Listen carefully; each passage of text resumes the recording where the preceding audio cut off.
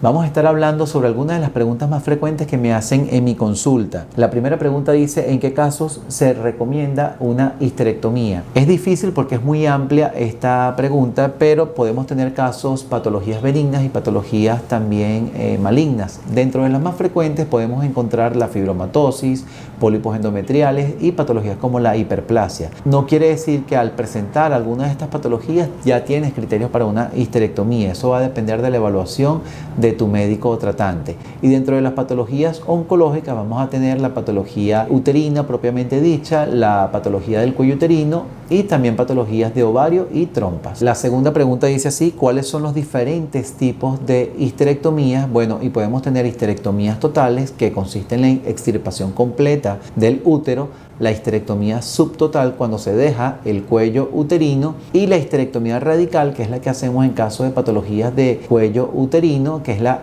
histerectomía que garantiza además la resección de los paramétrios y otros órganos que son indispensables para el tratamiento oncológico. También esta pregunta a veces se confunde con los medios de abordaje, porque nosotros podemos hacer una histerectomía total, se puede hacer por vía vaginal, por vía abdominal cuando uno hace la incisión tradicional, o por vía laparoscópica o cirugía robótica, que es la cirugía mínimamente invasiva. Y la tercera pregunta dice: ¿cómo afectará la histerectomía mi vida sexual? Y esta pregunta también es muy amplia y es muy difícil a veces de responder, porque hay pacientes que pueden manifestar algún tipo de alteración posterior a la histerectomía. Sin embargo, en las pacientes que tienen fibromas de gran tamaño o grandes fibromas y son operadas y se extirpa el útero, la actividad sexual generalmente en estas pacientes mejora muchísimo.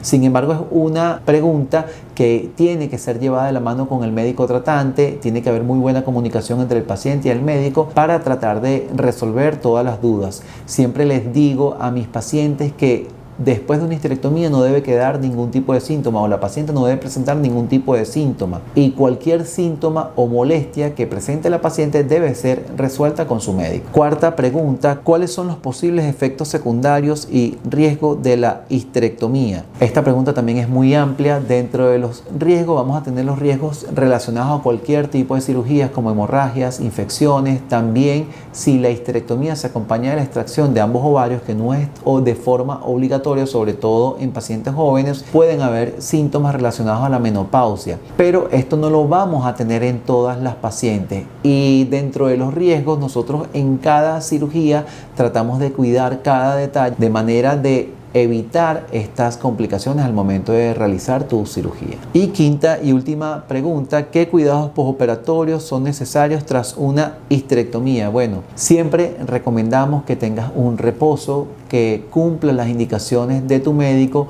y que no hagas ningún tipo de esfuerzo físico, sobre todo en la primera semana de postoperatorio. Muchas veces las pacientes, cuando uno realiza una histerectomía por vía laparoscópica, las pacientes a la semana ya se sienten muy bien y quieren ya reintegrarse a sus labores, a hacer cualquier tipo de actividad física, y siempre es importante recomendar por lo menos 21 días de reposo y evitar esfuerzo físico. Ya si tú quieres hacer algún otro tipo de actividad, debes consultarlo con tu médico y que sea él quien te diga si puedes o no reintegrarte a tus labores.